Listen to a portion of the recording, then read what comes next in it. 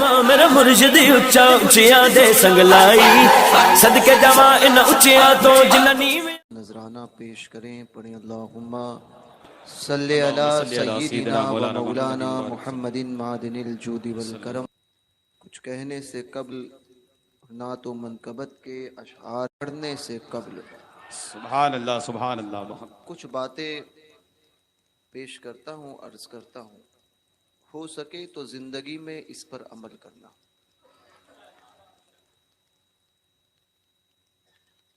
پہلی بات تو یہ ہے کہ مسجد جو ہے یہ اللہ کا گھر ہے۔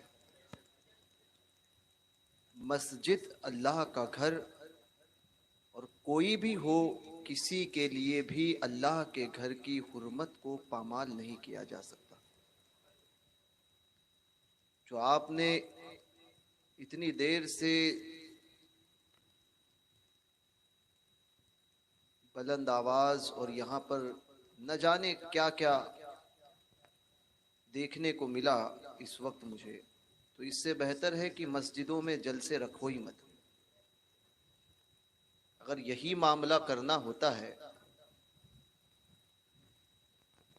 جلسے ہوتے اس لیے کہ تاکہ آپ کچھ سیکھ کر جائیں، مگر ہماری قوم پر افسوس ہے کہ بجائے سیکھنے کے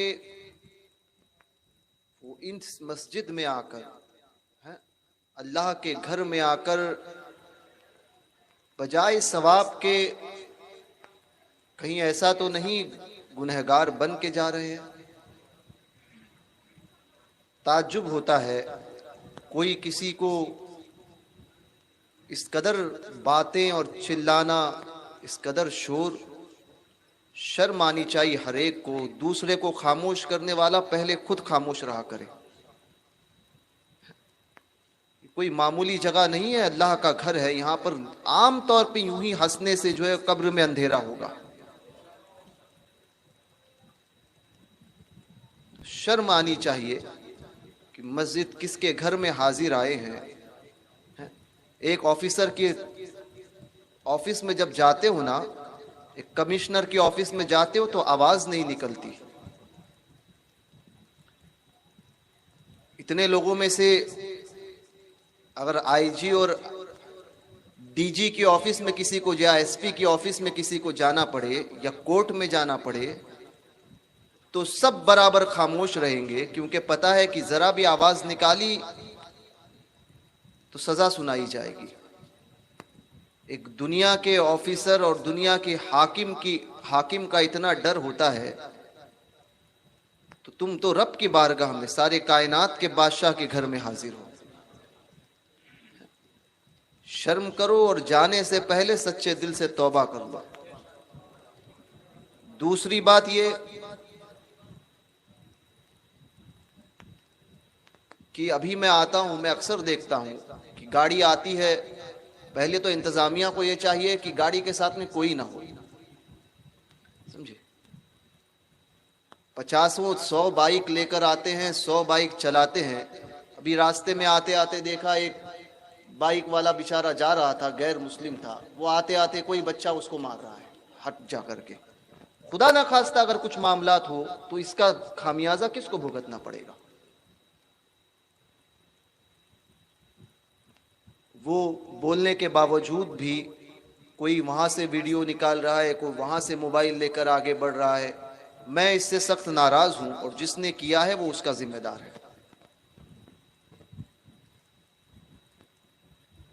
تو اس قدر، ایک تو یہ معاملات کی 100 بائکیں، اور ایک بائک پر 4 لوگ بیٹھتے ہیں، اور اس سے آپ کیا سمجھتے ہو کہ کسی کی شان آپ بڑھا رہے ہو؟ دوسرا دیکھتا ہے تو کہیں نہ کہیں تنقید کرتا ہے۔ وہ غیر مسلم علاقوں میں سے نکلتے ہیں، پیچھے منع کرنے کے باوجود کوئی نعرہ لگا رہا ہے، کوئی دوسری باتیں کر رہا ہے۔ شرم آنی چاہیے آپ لوگوں کو۔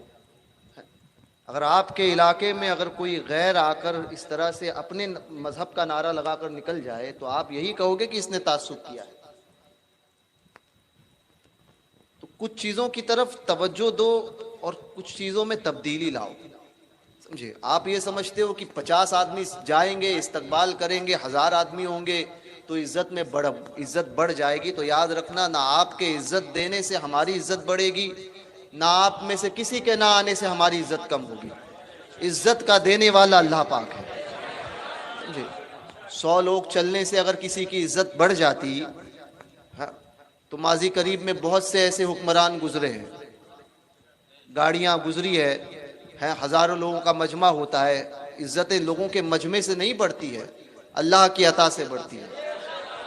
تو کچھ چیزوں کا دھیان دے، مذاق نہ بنائے.